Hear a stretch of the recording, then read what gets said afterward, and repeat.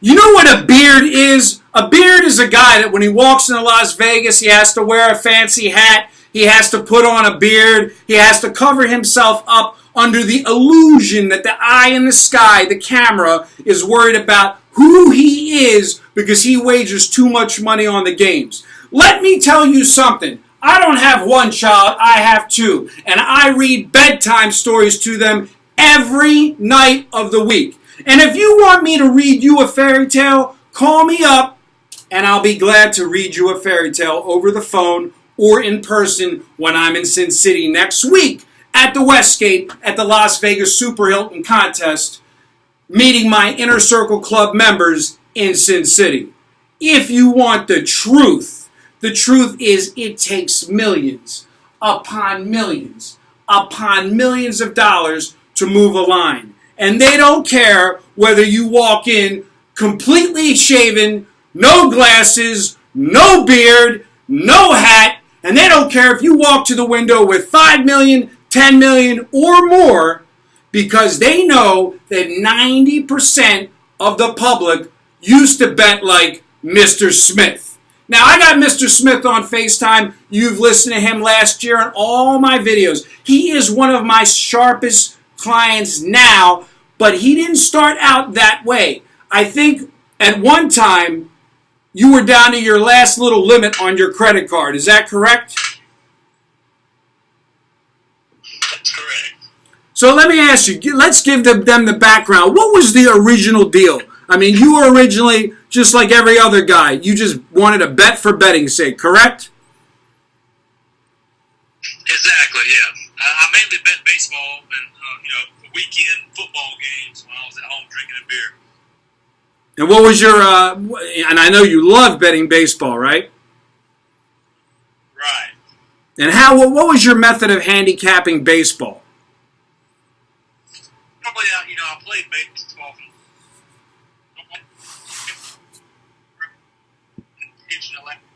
source, and basically that was it. And, I learned from you how to pay attention to streaks and dogs. I never played a dog. I played the best pitchers with the best team on you. So you were basically, if the pitcher was the better pitcher, he had the better ERI, you were all over him. He had the better win-loss record. Exactly. Right, so you didn't think like dogs had an opportunity to basically make profits in baseball. I mean, I knew they won occasionally, but I never understood when to bet them. Right. So tell me, how much money did you pick up yesterday on our 2-0? Well, I'm staying around 1,000 a unit right now, so I picked up around $5,000 because you had 2 plus 250 dogs with the Phillies and the Oakland Athletics. So in the last 2 nights, we had Philly plus 255 yesterday, and then I gave out Oakland Athletics after we went against them, where the Orioles swept them. And as you know, I attended one of the games last Sunday. They flew back home, and I actually gave that paid selection out absolutely free to all of the radio callers at sportsbookradio.com. And I know you listen in because you don't live in Las Vegas, and you listen to the archives at sportsbookradio.com each week, where I do give out a complimentary selection. And I don't think you have a problem with me giving out a paid selection complimentary, a 1-unit release for free to these guys, do you? No, and it baffled me that you even picked that game. Oakland cannot hit lefties. Clayton Kershaw is so dominant, but Oakland still won. I never would have picked that in the past. So, again, you're talking all this pitching stuff, but you remember what I always say is if they're not pitching a complete game, they're not going to be in the 9th inning. And you're talking about the concept is that if you're going to be playing a pitcher, you just have to play the first 5 innings. Now, as you and I both know, you've learned a lot through this method of betting, which is less is more. I had a gentleman I was talking to yesterday, Kevin. He said he's only a dime player, but then when we drill down to it, a lot of guys say they're only dime players, but you and I both know you said the same thing, but then you were betting the whole board every Saturday and Sunday. Exactly. Yep. So now you say you're a dime player, but you might play 5 dimes on one game versus playing 29 games a weekend for a dime. Correct. I just listen to your unit value. You give out a 3 unit, I'm going to pay 3 dimes on it. 2 unit, 2 dimes on it. So what do you do? What do you do when my first game of the day is at 7 o'clock Eastern Standard Time, and I don't have a big game at 12 noon on Saturday in college football? I just Just got to work, man. Just focus. Just forget about it. Bet it and forget it. So, you know, what I... Stock market. Well, so that's what I was going to ask you. How has your lifestyle changed for the better, not talking about money, since you started betting this way? Forget about money. We know the winning is easy. Exactly. I mean, I do a few stock trades myself, but normally I trade a stock and I forget about it. You know, I had to start teaching, treating the gambling the same way. I bet it, forget about it, and enjoy the rest of my day and check tomorrow instead of one. And you weren't doing that before? No. I bet 12 o'clock games, 3:30 games, 6 o'clock games, all Saturday. And what about that late night Hawaiian game? The late night bailout blowout, trying to get my money back. The bailout blowout. And so, you know, I wanted people to hear, you know, a real guy. Well, I'll call you the Southern gentleman, because look, the bottom line is, especially with international soccer, which now you'll play, you basically don't care what I give you. I mean, you will play, Exactly. You'll play women's soccer. You just don't have an opinion anymore, and you don't call me asking, what do you have? Is there going to be a Monday Night Football game? There's 2 NFL games tonight. Hey, Mike, what are the lines on tonight's doubleheader? Where do they open? Where are they at right now off the key numbers? We got the Skins playing at home, laying 2.5. Right. And then we got the Browns playing the Bills at home, laying 2.5.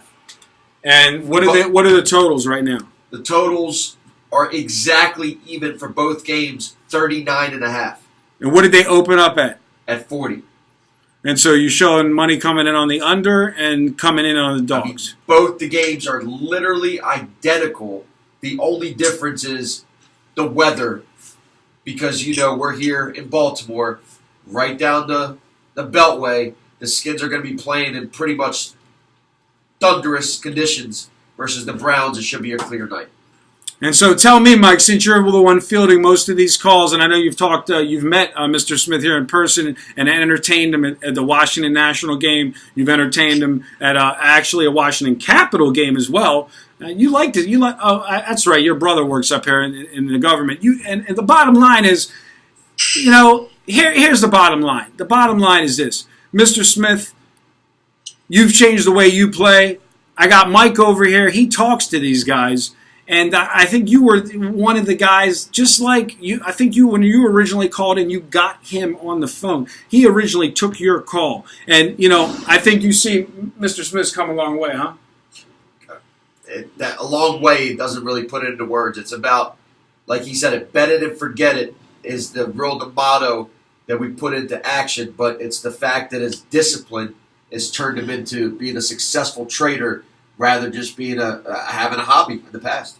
Right. So what is your feel right now early in this preseason? Are these guys just interested in winning, or are they more still back to their old ways, waiting for college football, waiting for regular season, not really interested in hitting a 250 dog yesterday, hitting a 250 dog the day before? What's your feel talking to these guys? Well, NFL preseason, they don't believe there's value in NFL preseason. And MLB right now, the teams that are really streaking, the good teams are really pulling out ahead. It's much easier to make money toward the end of the season going into that last stretch of September than it is throughout the entire summer. So now that we're 14 days away from college football, we have preseason starting week 2 tonight, and pretty much the majority of the abundance of the MLB schedule, the guys are rolling right now. I mean, we're on a hot streak. We've been doing extremely well. So let me ask you, Mr. Smith, you will be flying out and meeting me next Friday, Thursday. You're coming out a day earlier so you can make bets that I don't see without me, and I won't make fun of you. I understand. You know, you can be honest. You can be. He said exactly. So, look, you get one day a year you can make some wagers that I won't know about. My question to you is this. Last year you placed pretty high. We're not going to use the name that you used, but you there was a shot there for a while. You were in the run, and you almost had a shot at making $800,000, huh?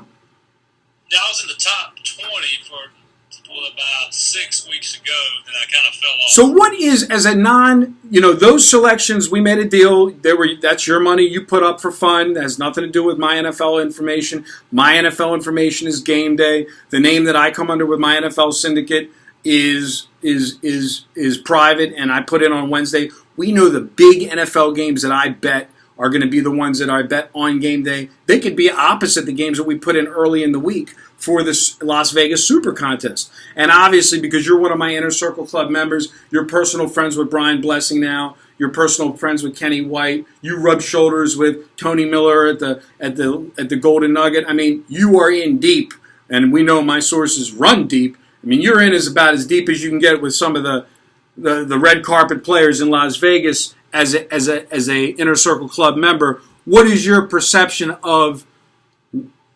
winning this contest? Is it, hey, put up the money and it's just fun, or do you really think that the guy that actually wins that is talented, or do you think he's lucky in the end? I have an opinion. I'm wondering, you as a client of mine, what your opinion is. The guys that won it last year, there was 5 guys. They all picked one game. I mean, anybody can luck up and have a good season. I think they picked over 75%, and that's unheard of. That's not going to happen again this year.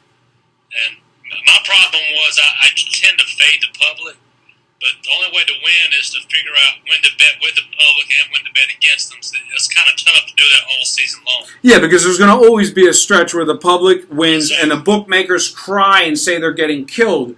But we know that that's a bunch of BS. At some point, everything reverts back to the mean. Then the bookmakers say, "Oh man, look, all the dogs win." Because look, in the end of the day, the bookmakers are always going to win because, like any intelligent bookmaker will tell you, even when a gambler wins, he doesn't stop betting long enough to enjoy the win. He blows it back, which is why guys like me are in business more for teaching guys like you the money management to know when to hold them, when to fold them, and, like in the song, when to walk away, when to run. I mean, the bottom line is you can go 8-2 and lose money. So, like I said, you go out there for fun. We're going to have fun. We're going to meet. We'll pony up our money at the Westgate. Hey, I hope you do win $800,000 this year. I do it. I expect to throw the money to the wind. I enjoy watching these guys. But in the end of the day, when I see a line move 30 minutes before game time, there were several times where we pounded a game against one of our selections that we had.